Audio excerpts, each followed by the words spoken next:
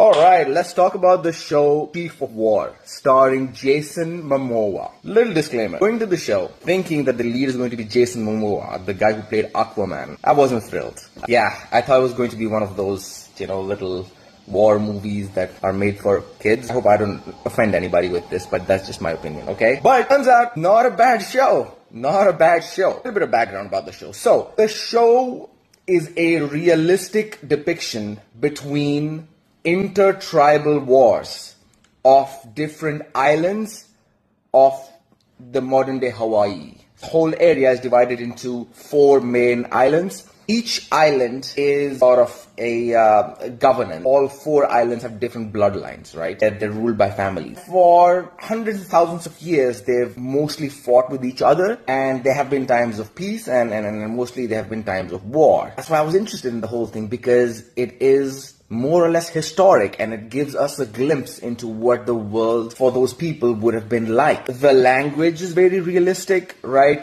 Their way of living as depicted in the show is extremely realistic. The war sequences are perfectly laid down and crafted, and surprisingly, Jason Momoa is really good in the show.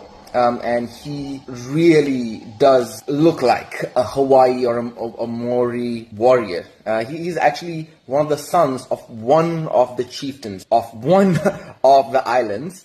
His whole deal is that he wants to sort of unite all of these islands together in order to, one, stop the whole bloodshed and intertribal warfare from happening. And he also at some point starts becoming aware of a lot of other colonial forces trying to colonize these islands, primarily for their natural resources, and secondarily because he believes that the external forces, like the colonial forces or the forces of the West, do not really look at them as human beings or people, and that they mostly look at them as savages, people who have no culture, and need to be ruled by their law and possibly by their religion. Gruesome, it's intense, the cinematography is beautiful, it's realistic. I really like it. I think it opened my eyes towards